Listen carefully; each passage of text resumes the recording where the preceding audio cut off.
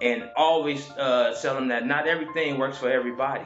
I might show you 2 or 3 ways how to throw a jab, and you might only like one of them, which is fine. There's no like set quote unquote a way of doing things. A lot of martial artists think it's only 1 or 2 ways to do things because you're either your sensei or your sifu showed you, and this is the only way. But there's many ways. So you just have to venture out and have an open mind.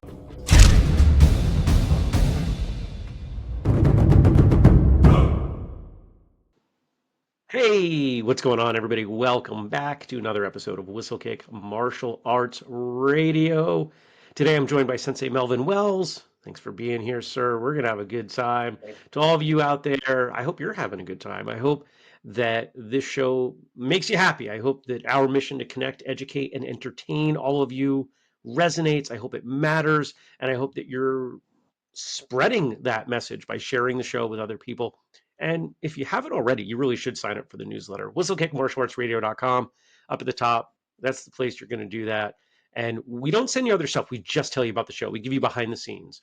We tell you when the episodes are out. We give you direct links to watch or listen right in the emails, make it nice and easy for you. And thanks to everybody out there who has done that. And of course, whistlekick.com for all of the other things that we do as an organization. Right. Melvin, thanks for being here, man. Thank you for having me. I really appreciate you. Definitely. Absolutely. Absolutely.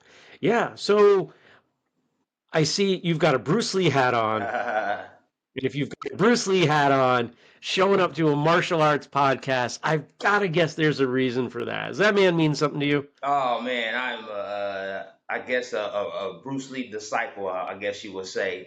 Yes, me very much Oh, to me.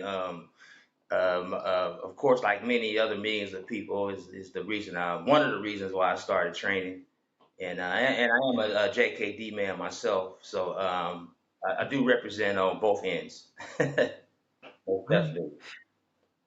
So I'll ask you because I'm sure we'll get pretty deep into Bruce Lee and Jeet Kune Do, but I've got to ask you. I've got this theory, and I've only had a couple people break my theory hmm that the first Bruce Lee movie you watch is your favorite Bruce Lee movie. Uh, Not necessarily. I would say maybe No? the third one, Way of the Okay. Dragon. All right. So Way of the Dragon Way of the Dragon's your favorite? with the Chuck Norris fights, of course. Yeah. Okay. All right. Definitely. All right. So how, why, right? Like, I don't even know the question that I'm asking, but I think you know where I'm trying to go. If we rewind tape here and we go back to your beginning with Bruce Lee, Jeet Kune Do, martial arts, Right. etc., where's the opening scene on that first episode? Opening scene will probably be in the I would say late 70s. 5 years old, starting out in the Kachikimbo. Shout out to Woody Sims in Vallejo, California. Rest in peace, Sifu Inu Batista. They got me started training. Actually, my father put me into the arts after seeing the first Bruce Lee movie. Put me into the arts, and from there, I just went from Taekwondo, a little bit of Kung Fu, and just kept training and training. And I'm 56 now, and still training, still going at it. So you said a few things in there that are kind of interesting, right? Yes, sir. So like the mid 70s, you're a little kid and you're training Kaji Kembo. Right. That's not a common thing that's happening back then. So did was it just that this school was near you and they accepted kids, or did your father know somebody there? Like how'd that happen? Actually, my father knew some. The school had a reputation. Benicia Road, Vallejo, California, Kachi Kimball Academy had a strong reputation. And that was, of course, they call it the blood and guts era of martial arts. Yeah. No pads when you spar, no nothing. Just bones and skin. So I had a good reputation. So he got me started in that, and I excelled in it. I loved it a lot, and I just kept going. And I didn't play any sports, no baseball, basketball, football. I'm just a hardcore martial artist.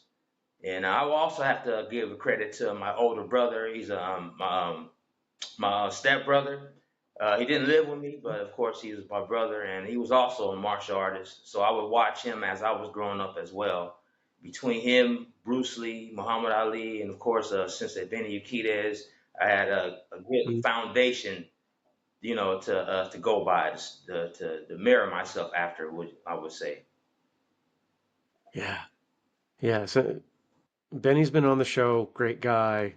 And to those of you out there, if you haven't checked out that episode, you absolutely should because he shares some good stories in that one. Oh yeah, yeah. Sensei Benny, he's been my sensei for the past, I would say 19, 20 years now. Okay, so you know the stories that, and not just that he has the stories, but he's a good storyteller. Oh yes, yes, definitely, definitely, definitely, most definitely. Sensei Yeah, Benny is yeah, great. He's fantastic. and of course a good man. Let's get there. How did you meet him? Actually, I was in college in 80, 88, 89. Wasn't in Arizona. It wasn't a thing that some colleges for people, and some people it's not, and it wasn't for me. So, reading the magazines, I read that he was in LA. So I decided, I had an uncle that was living in LA, so I decided to go out and live with him and find Sensei Benny. And when I went to LA, I actually landed in Orange County.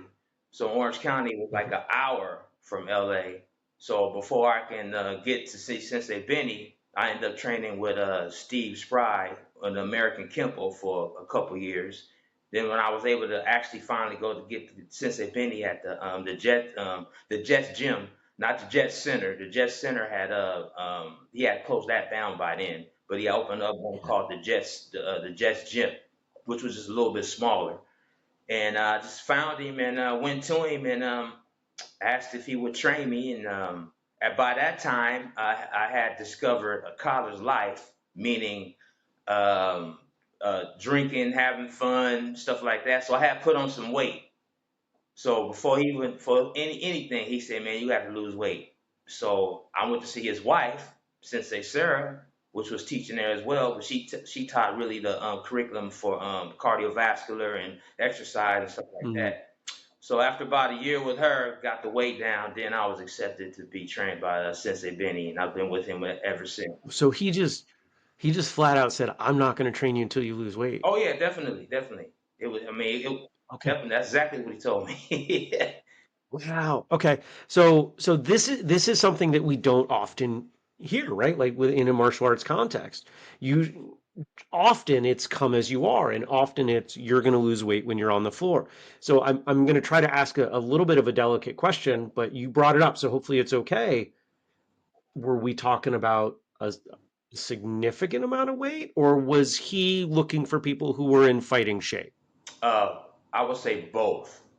He Okay. saw that I had potential, because my previous years of training, but I let myself go, Okay. and I think that was a test for him to see how dedicated I was going to be before he put in time, Okay. to actually All train right. me. So I went through the steps and I lost like maybe like 120 pounds, something like that. So I lost Okay. a All right. tremendous So amount of weight. that answers the question. Yeah. That's yeah. Yeah. 120 pounds is a lot. That's like a whole other person. Yes, It's a small exactly. person, but it's still Exactly. that's significant. Okay. Yeah, so after I All right. proved that, then I was able to train underneath him. Okay. And was your motivation for doing that entirely because you wanted to train with him? Would you have lost that weight otherwise, you think? Um, well, yes, because I was always a martial artist first. So Sure. if I had to, of course, I would have lost the weight. But that was a tremendous motivation, for one of my heroes to tell me directly to my face, this is what I needed to do for him to be able to, to take me on and train me as a student. So it was a great, great motivation, and actually, it wasn't hard at all because once you put your mind to do something, it's easy after that. Yeah. What did that training look like? We might have some folks out there who want to lose some weight, and it's one thing to lose a couple pounds. It's another thing to lose over 100 pounds. What did that training look like? I was with, like I said, his wife, Sensei Sarah, morning Mhm. class. So we would run 3 miles every morning, do like maybe an hour of calisthenics, maybe a hour of regular training. Diet wise, I ate nothing but meat. Now back then that sounded kind of Mm. crazy, but nowadays That's it's called the carnivore right. diet nowadays. But back then he said, "Oh, don't eat nothing but meat," and I was like, "Eat nothing but meat? What the hell?" But it worked. Nothing but meat and water. And that was it. And just trained with Sensei Sarah was the main person that got me underway. Mhm. And then after that, then I was able to start training with Sensei Benny. Nice.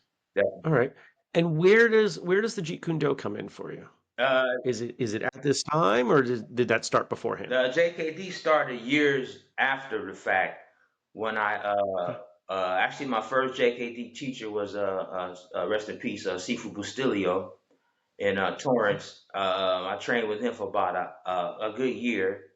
From there, I went to in the Sano Academy for about five, Mhm. 6 years, and then the Nisano Academy is a great martial arts academy. It's just that they don't spar. And at that time, I had was with Sensei Benny, and Sensei Benny. That's all he was about was putting the gloves on and getting in the ring and sparring and stuff like that. So I was used to that type of activity. So I waited, for I say 4 or 5 years. Then after that, in the Sano said, you still look like you want to get in there and go. So he directed me towards Coach Eric Paulson. So I went to Mhm. train with Eric Paulson. I was with Eric Paulson for like 5, 6 years, and he had an MMA team. So he invited me to be on the MMA team. So I was on his MMA team training. He left his team to be taught by Coach Ben Jones, and who Ben Jones went and got his own school, which is called the Den Training Center in Yorba Linda, and that's where I'm at right now with Coach Ben. So I'm still on the MMA team. I'm 30 years, 35 years older than everybody. These young guys and stuff like that, man, Yeah. which is great because they don't take it easy on me, anything like that. Right. They push you. They push you Oh, hard. definitely, definitely, definitely, definitely push me. And I love it though. So I'm still there with Coach Ben. That's like home. Mhm. Coach Ben Jones is a great martial artist, and I always tell him he doesn't claim it, but I always tell him that he's the best JKD fighter that I've ever seen.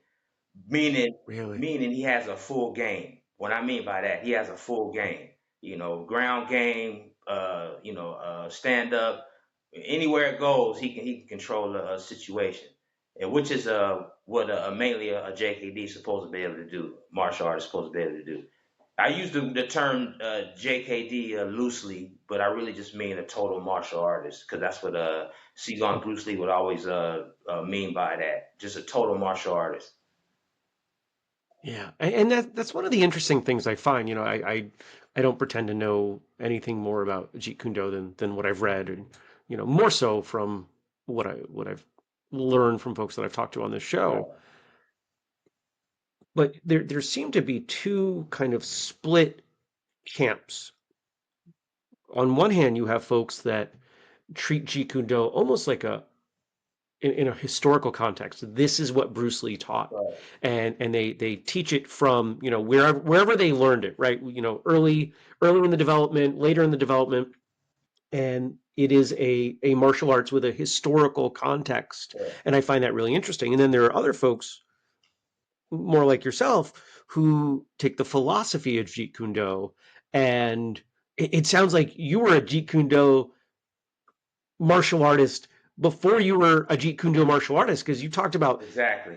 all of these different places that you were training and grabbing all of this information and uh, constructing your own personal art. Basically, Can you speak to that a little bit? um, actually, it happened by accident because before I even like Mm, really knew what JKD was all about, I was already gravitating to other systems and training. Really, really trying. I wasn't trying to find the ultimate martial arts system. I was trying to find the ultimate me. mm, Myself. What worked for me, what I like to do, and stuff like that. So I gravitated to the different arts and ended up actually in the MMA world, which is perfect because it involves what I like, which is competition. Some people don't like competition, but I like competition, and it involves a number of arts. When MMA first hit the scene, it was really just wrestling, boxing, and Muay Thai. Now Yeah. it's anything, whatever works, Right. whatever art you have. Most people had a single art, right? We had Yeah, that, this people looked at as this art versus that art, correct. which, that carries its own set of problems. But yeah, now everybody's just it I think this is why a lot of people will say Bruce Lee was kind of the original mixed martial artist because he wanted to grab as many things as possible and roll them into his own game. And you were doing that earlier than most for Yeah, sure. well, when I was growing up, 70s, 80s, that was frowned upon. Like I would tell the guys Right. I train with now, like the cross training we do now, you couldn't do that. So if he was a Taekwondo guy and he was going to the Kachikimo guy, he was considered a traitor, and vice versa. It was just Which is funny because Kajikembo is already right, that, right, right? It's right. even in the name. It was the weirdest thing. If he was boxing, he was considered a traitor. Oh, he's the karate guy and whatnot. But nowadays, it's welcome for the cross train, which is great. It's a great transition. It's a great turn. So I like to see that guys can dabble in different disciplines and still respect the disciplines. And then understand that in my personal opinion, all disciplines work. It just depends on who's using the discipline, when, how you're using it, but it all works. It's definitely all works. I agree. If it never worked for anyone, it wouldn't Of exist. course not. Of course It would not. just it would have been selected out at some point. Correct. It all works no There's matter about what. there's Yes. Yes, yeah. sir. Yeah. Yeah. So when you look at these years of training and piece to piece to piece to piece, obviously here you are now and philosophically, if not technique wise, you're referring to yourself as a JKD practitioner. Prior to that, when you were younger, what did you call yourself? I call Because you this is karate guy, Kachikimo guy, karate guy. Taekwondo guy. Okay. And as a matter of fact, I'm under the umbrella of like I say, a JKD practitioner, but I really consider myself but stripped down martial artist, basically. Yeah. From all the other labels, now I'm back down to just a martial artist because that's what all boils down to. Because I respect all the arts. Like I say, every art has something to offer to anybody. It just depends on Yeah. who's using it and how you're using it. You and I have that in common for sure. So I've got to imagine that if you're on this MMA team and you've got years of experience and probably far more experience than any of these young guys on this team, you're helping them along. You're helping them, you're working with them, even if it's not in a formal capacity. How what stuff are you taking from your experience and bringing to them? Well, mostly, like what Sensei Benny was always tell me. He was always say, the kicking and punching I can teach you how to do. That's not a problem. It's your character and how you operate under Mm, pressure. That's the main goal. So the main thing I try and get over to the younger guys is your character. How do you handle stuff under pressure? mm, Like I said, the kicking and punching, that's the easy work. You just train and that's easy to do. But how's your character? How are you outside of the dojo? How do you treat people outside of the dojo? And how do you retain the information?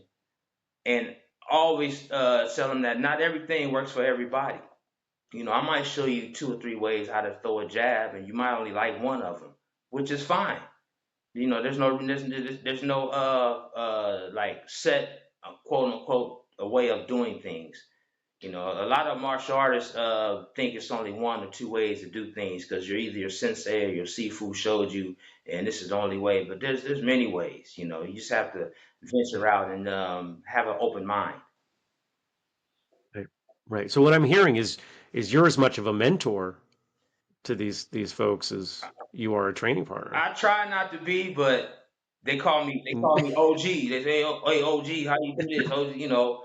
So I show them what I yeah, know, and I always tell them, "Hey they man, look up to you. yeah, if it doesn't work for you, it doesn't work for you. But this is what I do, and this is what I know how to do, and maybe you can incorporate it in what you know how to do.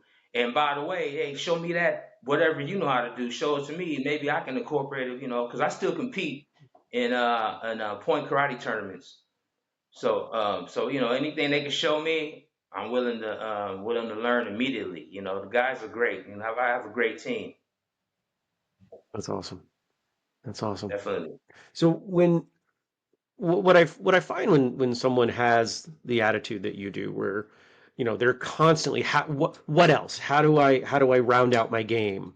What aspect of your, if you want to call it game, martial arts, etc., where are you focused in developing now? What part are you saying, this is what needs work? I'm curious. What needs work is probably to I would say to take care of a situation maybe a little bit faster, maybe get to from point A to point B maybe a little bit faster. In terms of instead of a straight line, maybe angles. Okay. Especially at my age, we really don't have too much time to be bouncing around, and our stamina is not like it used to be. So Gotta get it done. since Sensei Del Jacoby, who I'm working with as well, he always tell me that it's at our age, it's not speed, it's timing.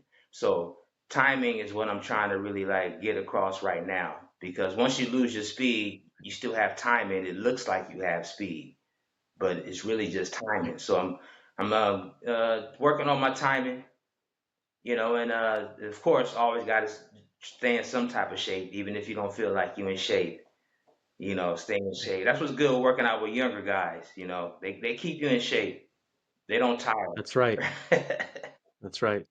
If you're there's an old saying that I've always liked. If you're the smartest person in the room, you need to find a different room. That's right. If you're the fittest person in the room or the best fighter in the room or whatever, if you want to get better, the easiest thing to do, I should say the simplest, not the easiest. The simplest thing to do is to find a room where everybody's better than you at whatever that That's thing right. is you want to get better at. That's right. I make sure I call them dogs. I'm around a bunch of dogs, man, all day long, man. Young guys, man. Whatever they lack in skill, they take up for in stamina and will and determination and young strength. Yeah. And vice versa. So Yeah. I'm always challenged. I'm always challenged Right. in there, and I really appreciate those guys. And I imagine in your work with Sensei Benny that you brought up timing. I mean, this is a guy who was able to hang for quite a long time and is still. Um, I've been in seminars with him. Hmm. I won't pretend. I won't do the thing that some people say, which is I've trained with Right, Benny right, the right. Jet. No, I've been in a couple seminars with Benny the Jet. Right. I've spent just enough time around him to know the man's amazing, and he's got to be one of the best to learn timing from. Everything. I see Sensei Benny at least twice a month. Every other Friday, I go train with him in his class. Yeah. That's my foundation. That's who awarded me my black belt. So I'm a black belt in this Oh, Yukiba wow. system. So I'm a part of the family tree. Which is a great thing to be. So I'm always continually training with him. Also, the other people I train with are also underneath this umbrella. Sensei Petey, Sugarfoot Cunningham, Dale Jacoby, like I mentioned, we all under Sensei Benny's umbrella. So when I'm training with That's great. him, I'm still really actually training with Sensei Benny in a sort of a sense. So Yeah. it's a great thing. I'm really fortunate, and I really appreciate it. Yeah. So we've talked about two of the people that you looked up to at a young age. I imagine there were others. Who else? You said magazines. So I've got to imagine I can see a younger you flipping through some Karate Illustrated, some Inside Kung Fu, maybe some black belt. Who else were you looking up to Wow, I was back then? definitely a Muhammad Ali fan to the core. Yeah. But when I really like start being in getting into like the tournament scene and really start understanding Ray Wizard was a big part of my inspiration. Like I said, another a gentleman, Woody Sims, big part of my inspiration in terms of turn this scene. Alvin Prodder, um, Hmm. Dale Jacoby, I was just fortunate to meet with later on in life. He's training me now for Yeah. sport karate, and of course Guru Inasano.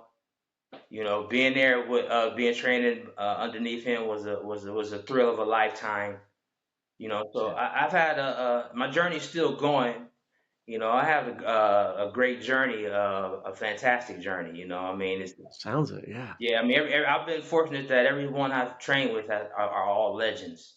You know, all living Hmm. legends. You know, except for a few that have passed away. But other than that, I've been very fortunate to be able to train with legends. Definitely, Let's talk about Muhammad Ali. yes, sir.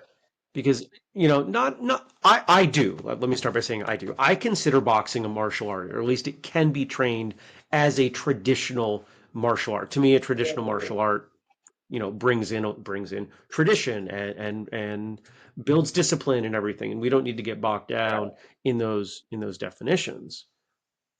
But I think boxing is a place that if we take a look at, you know, Bruce Lee, Mhm. if we take a look at Jeet Kune Do, if we take a look at MMA, boxing is the place that I think traditional martial arts weighted and when I say traditional martial arts, I mean more contemporary taekwondo, karate, etc., Right. seem to wait the longest to learn from. Well, What do you what do you what do you there was always I don't mean to cut you off, sir, but there was always No, there go. was always guys that was dibbling and dabbling in boxing. You know, when I was sparring some guys throughout the years, you can tell the way they, especially when kickboxing started becoming a big Mhm. thing. You know, the K1s and stuff like that started becoming a big thing. Then boxing started to play a big role in it.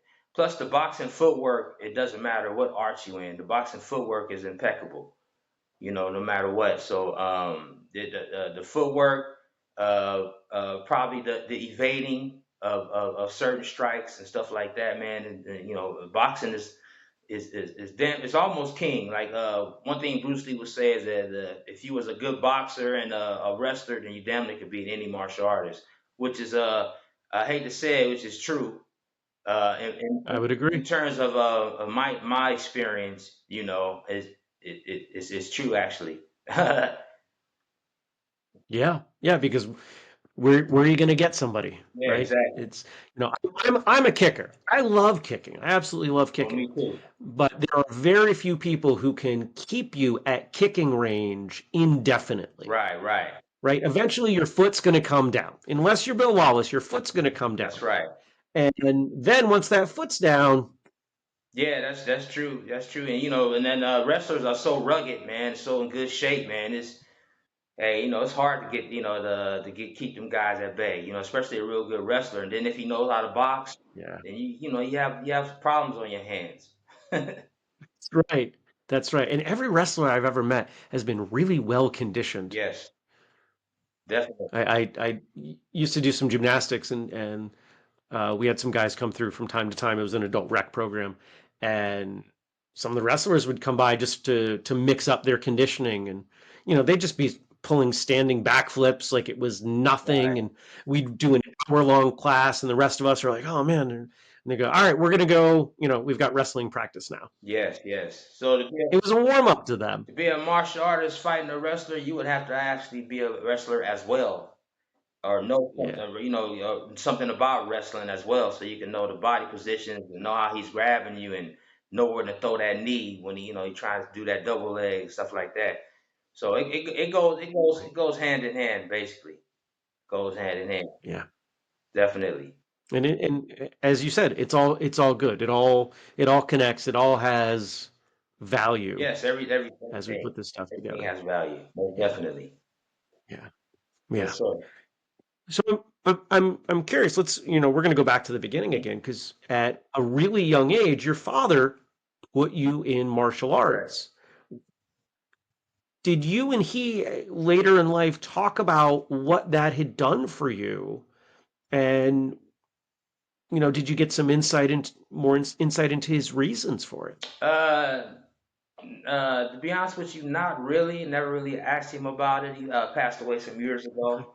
Never really asked him No, I'm about sorry it. to Oh hear. no, no, no problems. No worries. Thank you.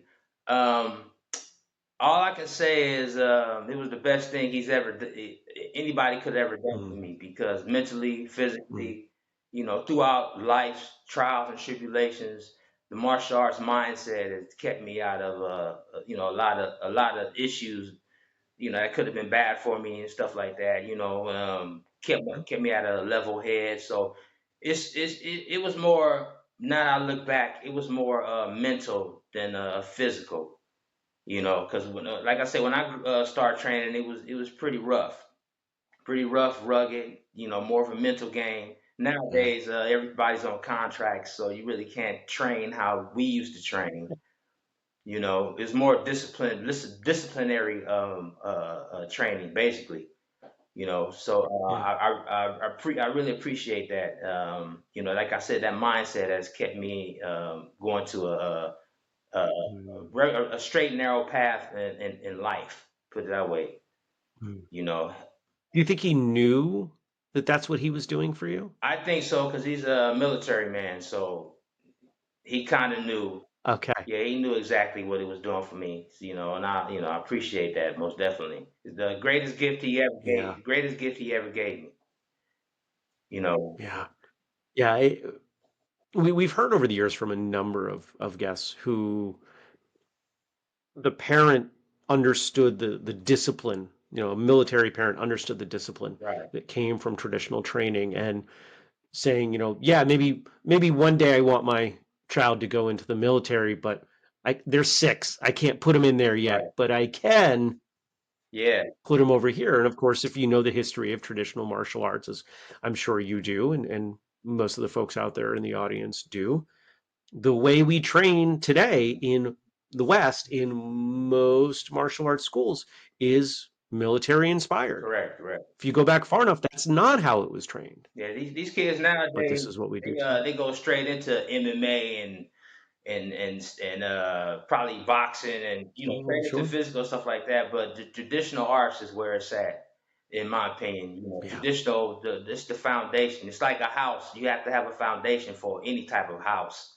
The biggest house, the smallest house, the most beautiful house has to have a foundation.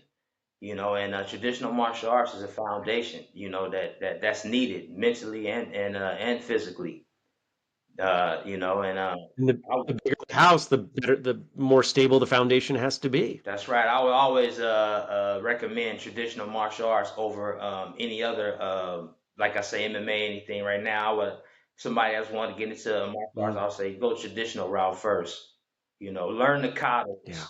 Learn the thing, the self defense and stuff, the stuff that you don't want to do, or you might be thinking it's a waste of time, or maybe whatever, or I'm not gonna do this kata in the street or whatever. But it's not about that. It's not about that at all. So I really appreciate that training.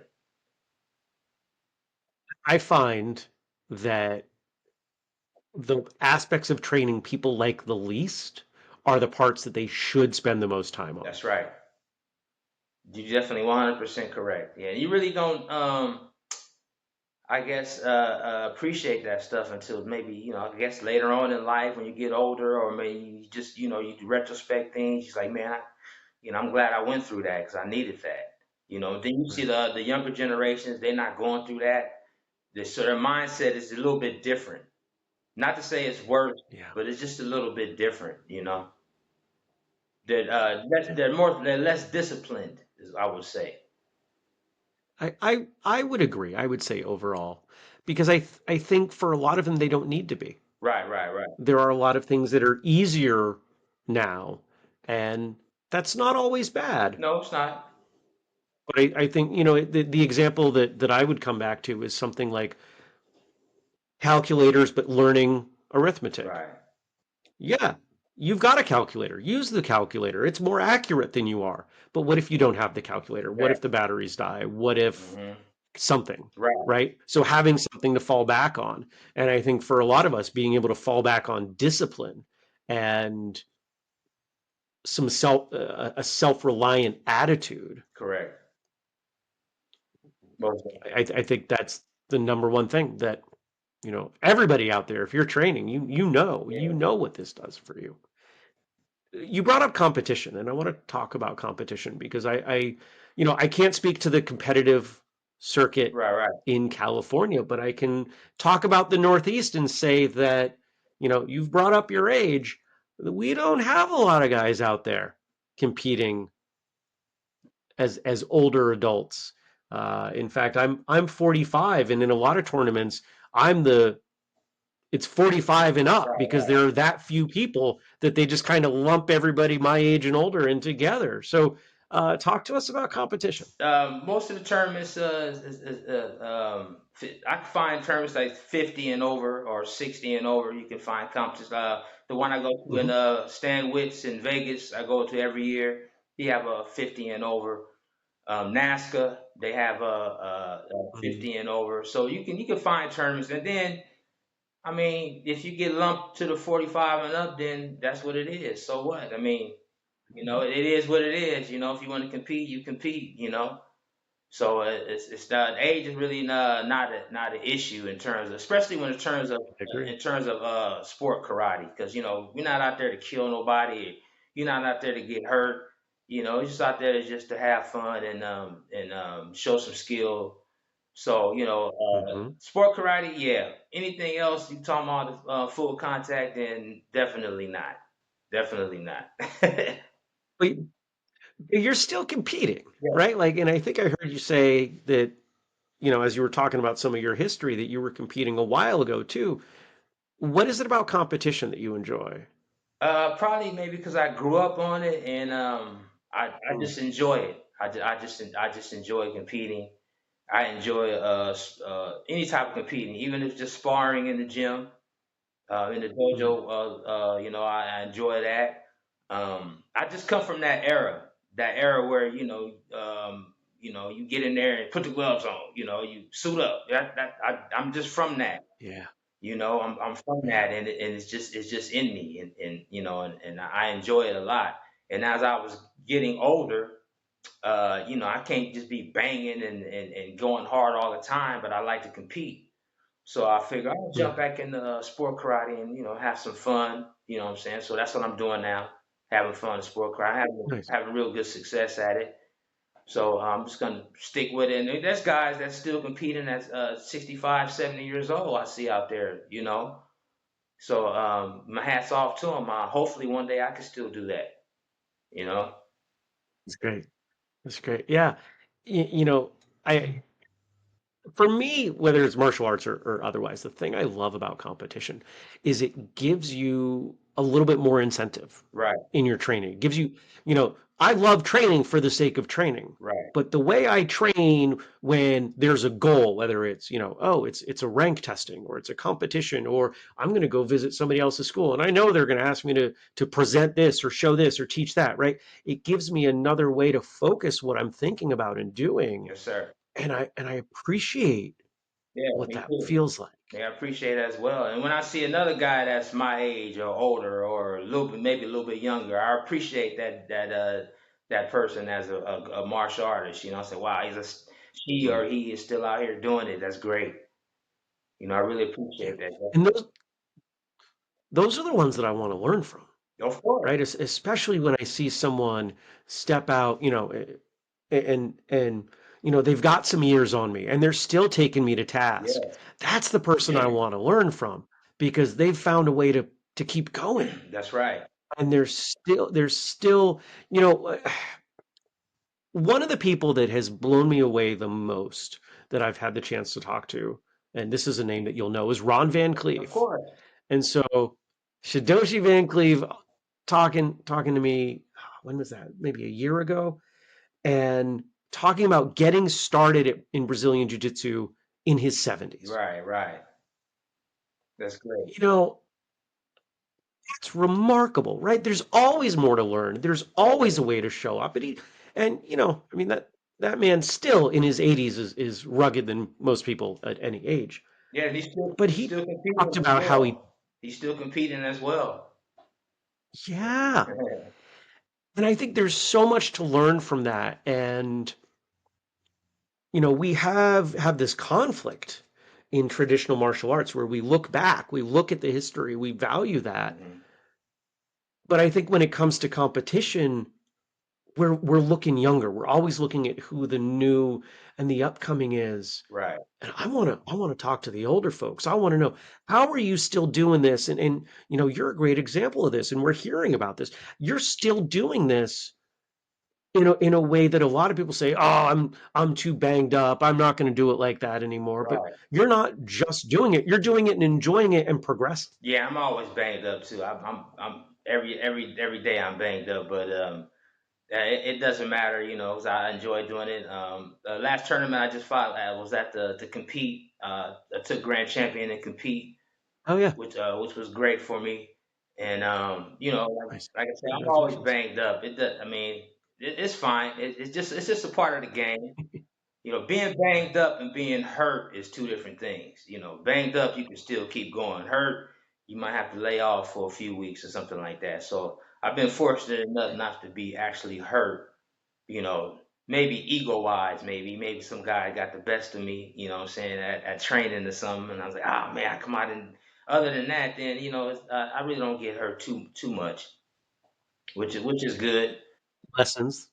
There, right? There's little lessons, getting banged up. Right. Oh, maybe I should have done this different. And then there's the big lessons where you spend a week or two sitting there really thinking about what you learned. Yeah, exactly. Yeah, that's especially when I start grappling. That was foreign territory to me. So that was really a Mm. shock. Do you enjoy that? I enjoy grappling. You enjoy the grappling? To a certain extent. I'm not a ground fighter. I don't like to be Yeah, on the ground and twisting and turning. me either. So I concentrate on my strength, which is to stop the takedowns and also to get back up. So that's what Yeah. I figure that's what I train myself to do. A lot of people want to be down there, get the arm bar, get the rear naked choke or whatever. If it's there, it's there. If it's not, my whole thing is to get up because, like I said, I'm old. Yeah. I'm old school. So the first thing that we would always learn back in the day was don't go to the ground. Don't get Right. to the ground. It Right. was street orientated, so you don't want to go be on yourself on the ground. So It's being on pavement. yeah, exactly. You don't want to be on the pavement. But nowadays it's like the total opposite, No. which is kind of trippy for me. It's like these guys want to be on the It, ground, but yeah. streetwise, that's not a very good thing to be on the ground. So, and I know No. at my age, it's gonna take me a while to master this or learn how to do this on the ground. So I say, okay, this is what I'm gonna do. I'm gonna concentrate on more wrestling, more not being taken to the ground, defending the takedown. If I get on the ground and getting back up as fast as I can, and so that's what I've been Mhm. training for the last maybe 4 or 5 years. That's how I've been training myself. In terms of ground fighting. But like I say, I spar pros. Finna be turning pros like every other day. So I'm very familiar with the ground. Yeah, it's so funny how we're talking about all these different martial arts, which to me, we could think of them as like puzzle pieces, Right. and people put the puzzle together so differently. You and I think are pretty similar in that for me, if I'm on the ground, I'm doing everything I can to get back Yes. up because I want to use my hands and feet.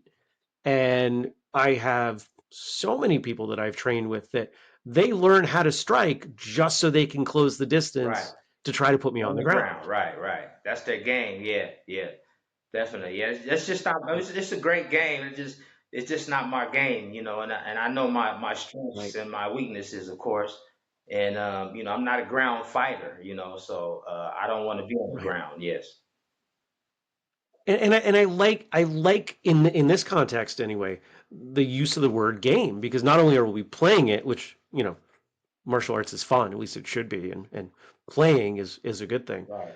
But game to me suggests strategy, right? When we're working together, when you're sparring somebody, when you're doing a drill, you should be thinking. There should be some strategy Right. involved as you play out whatever the goal is. Yeah, and it's pretty cool. When I train with the guys at the Den Training Center, that's the first thing they want to do. They want to get me to the ground because they know that Mm, stand up wise, I'm a problem. Not that I can beat them or whatever, just I'm a problem. I like to say that. So they immediately try and get me to the ground and try and, which is right. it's a little sort of like show of respect of my skills, and I appreciate that. You know, Yeah. yeah, what I'm saying? It's that that's what they have to do to try and neutralize me. But like I say, I didn't got very well with Coach Ben Jones. Taught me very well how to defend a takedown, get up from the ground. So that's even difficult to keep me down there now, which I'm proud of. So here's a question for you. We'll see where this takes us. Hmm. You've been around. You've seen some things. You've done some training, but you're still active Yes. in a way that you're still learning, right? And we already talked about it. Not everybody sees it that way. So what if you could go back, 20, 30, 40, 50 years, talk to your younger self and give advice? Like what would you be telling the younger you? I will be telling the younger me. Actually, you know what? Probably nothing now, because the journey that I've taken has been a great journey, no regrets.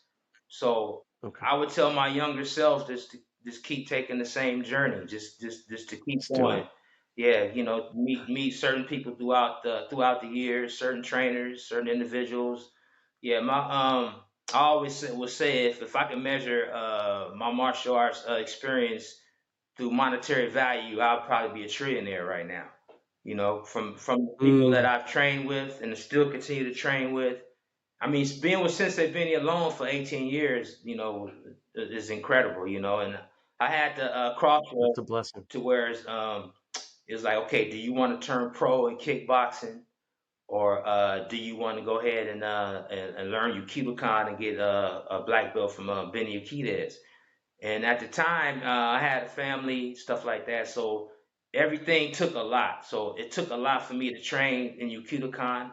Took a lot for me to train if I wanted to turn pro. So I figured that being in Sensei Benny's family tree in terms of being one of his black belts is way more important than any type of international kickboxing belt or anything like that.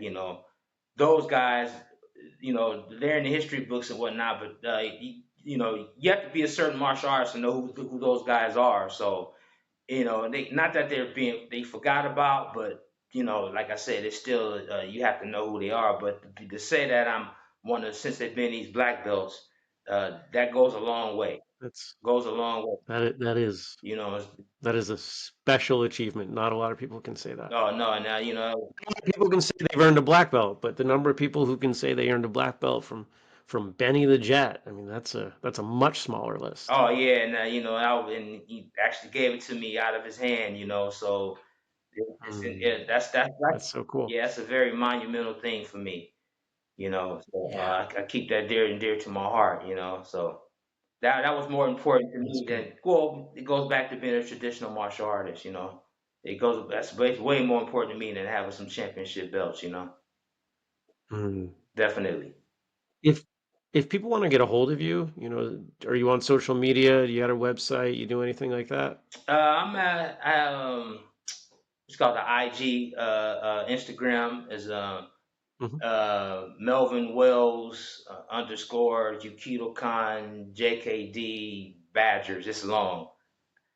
Okay, we're gonna make sure we have that linked. If we don't have that, send the let's get. Oh, no problem. That's probably the longest Instagram handle I've heard. No problem. Badgers is the name of the MMA team I'm with at the Den Training Center in Yorba Linda, Okay, California. So I try and like link everybody together on yeah, my IG, that makes sense. because I represent everybody, in terms of my Sure. training and stuff like that. But yeah, that's where they can get a hold of me. I'm on Facebook, Melvin Wells Jr. on the Facebook, and that's probably the limit to my social media capabilities. Hey, I wish that was the limit for mine. I've actually pulled back a lot. I know a lot of other people have too. We've only got so much time in the day, right? How do you want to spend it? I want to spend more training in real social rather than social media. That's right. I'm going to have you close us off here in just a moment, but reminder to the audience, make sure you check out the show notes at whistlekickmartialartsradio.com. Sign up for the newsletter, Fantastic. get emails, behind the scenes, all the stuff, all the every episode we drop. We do 2 a week, right? Right. So make sure you are getting those emails so you never miss another great episode. Great. And so here we are. We've been talking for almost an hour here. You've dropped a lot of knowledge. And how do you want to wrap it up? What do you want the audience to come away with today?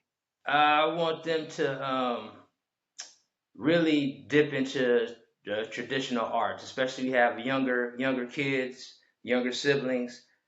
Traditional arts is where it's at. They're going straight to the MMA gym and going straight to the boxing gym, stuff like that. That's great too. But traditional arts, I believe, is where it's at so you can get that foundation. And then from the foundation, you can go from there to venture off. But traditional arts is that to me, that's where it's at traditionally, most definitely.